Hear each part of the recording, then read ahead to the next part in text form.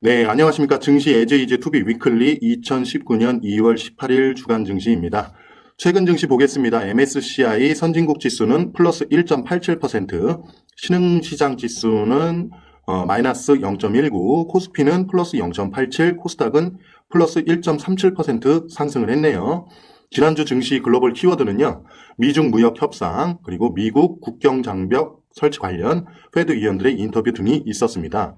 가장 관심을 모았던 것은 역시 미중 무역 협상이겠죠.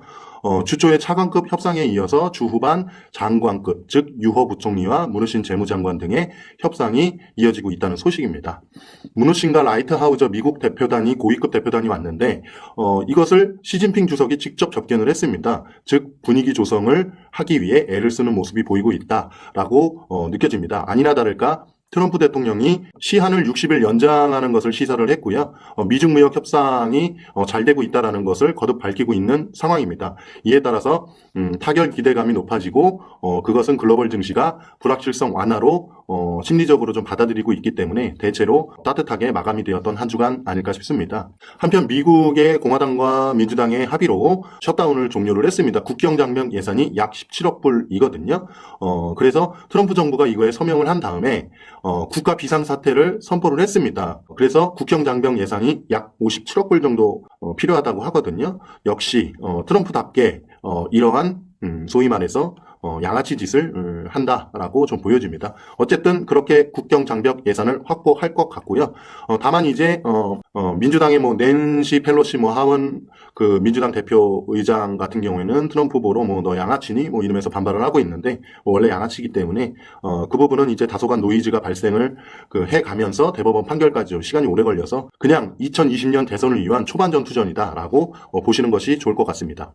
페드 파이어르장은 경기에 대한 자신감을 지난주에 좀 내비쳤습니다. 아주 전형적인 교과서 플레이를 하고 있고요. 오히려 그런 그 정책적인 그런 거에 대한 그 의견은 그 파웰 의장이 직접 나서는 것보다 지금부터는 이제 그 주변 위원들이 나서는 게 맞는데 정확히 그렇게 하고 있습니다. 대체로 비둘기적인 스탠스를 유지하고 있는 것으로 좀 보여집니다. 뭐 벌써 중립금리를 도달을 했다. 자산 축소를 올해 말까지만 하고 하지 말아야 된다. 뭐 올해 내년 가길에 금리 인상 주장을 하는 등 뭐 여러 가지 주장들이 위원들이 의견들을 자유롭게 좀 표현하고 있다라고 보시면 되겠습니다.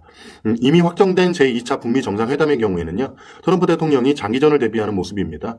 이에 따라서 소규모 딜이 그 내용이 시장 예상 대비해서도 다소간 약간 작은 규모일 가능성도 대두가 되고 있는데요. 뭐 어차피 한 발짝 한 발짝 가는 것이기 때문에 관련해서 지켜보시면 좋을 것 같습니다. 국내 증시의 경우 코스피는 다소간 추가 상승의 부담을 살짝은 느꼈는데 전반적으로는 개별 종목 장세가 진행이 됐거든요. 그에 따라서 이제 코스닥이라든가 뭐 중소형주 혹은 뭐 어떤 업종별로 순환매가 일어나면서 상대적인 강세가 일어났던 지난주였지 않나 싶습니다. 단 글로벌 증시 훈풍의 영향을 받아서 코스피 코스닥 공이 지수적으로도 상승 마감을 하였다라고 보시면 되겠습니다. 한편 미중 무역 협상 진정 등에 따라 다소 국제유가나 이런 부분들이 좀 상승을 하고 있었거든요. 그런데 지난주에 이제 사우디아라비아가 최대 유전 중에 하나인 사파니아 유전, 그러니까 100만 배럴 정도 생산을 하나 봐요. 전부 하는 건 아니지만 부분 폐쇄를 한다는 소식에 주간 기준 월요일에 저가였는데 그 저가 대비해서 이제 8%나 이제 상승 마감했다는 것에 주목을 할 필요가 있겠습니다. 980만 배럴 정도가 이제 감산 합의의 그 부분인데 요거를 부분 폐쇄하면 사우디가 앞장서서 감산하는 것이다 라는 의견이 있어서 앞으로 좀 지켜봐야 될 것 같습니다. 왜냐하면 사우디도 이제 미국과 뭐 기타 등등 뭐 그런 것들 아마 정치적이나 이런 것들이 아마 있을 거예요. 그래서 지금부터 유가는 좀 관심을 가지셔야 된다. 그리고 정치 경제적으로도 어떻게 되는지도 앞으로 관심을 가지셔야 된다라고 말씀을 드리겠습니다. 이번 주 보겠습니다. 이번 주 증시 키워드는 미중 무역 협상 1월 FOMC 회의록 페드 위원들 릴레이 발언 이어지고요. 미국 수입 자동차 수입 관세 보고서 글로벌 매크로 등에 관심을 가지실 필요가 있겠습니다.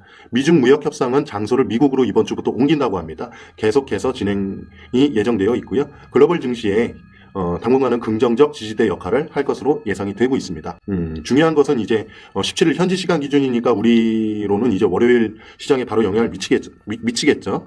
미국 상무부 수입 자동차 및 부품 보고서가 제출이 된다고 합니다. 작년 5월 이후 부분에 대해서인데요. 여기 보시면 상무부에서 수입차 이 부분이 미국 국가 안보에 위협이 된다는 결론을 이미 보고서를 제출했답니다. 역시 미국입니다. 이에 따라서 한국과 일본, 유럽의 자동차 산업들이 또 자동차 주식들이 영향을 미칠 수도 있다. 왜냐하면 트럼프 대통령이 이것을 검토한 후에 90일 이내에 고율 관세 또는 수입량 제한 조치가 가능하기 때문이라고 합니다. 그래서 좀 지켜보실 필요가 있을 것 같고요. 이번 주 미국 1월 FOMC 회의록 공개 및 페드 위원들의 릴레이 연설, 이미 어느 정도 비둘기화 정책 스탠스가 확인이 된 만큼 큰 뭐는 없을 것 같습니다. 다만 어느 정도의 강화가 되는지 여부 정도만 주목하시면 될 것 같습니다. 국내 증시는 코스피 기준 추가 모멘텀이 스며들기까지 여전히 다소간 시간이 필요해 보이는 바 국민연금의 코스닥 지원책이 발표가 있었거든요. 지난주에.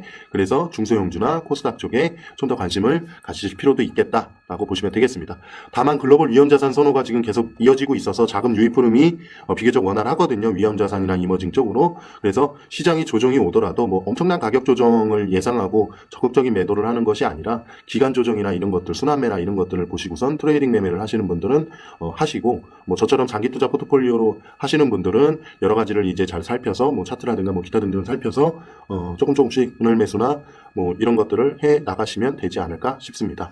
한편 한동안 관심이 덜했던 달러화나 국제 유가 등에 대한 주의 환기를 권유를 드리면서 이번 한 주 힘차게 시작하시도록 하겠습니다. 나머지는 크게 바뀐 바가 없고요. 이러한 일정들이 있으니까 읽어보시면 되지 싶습니다. 예, 고생하셨습니다.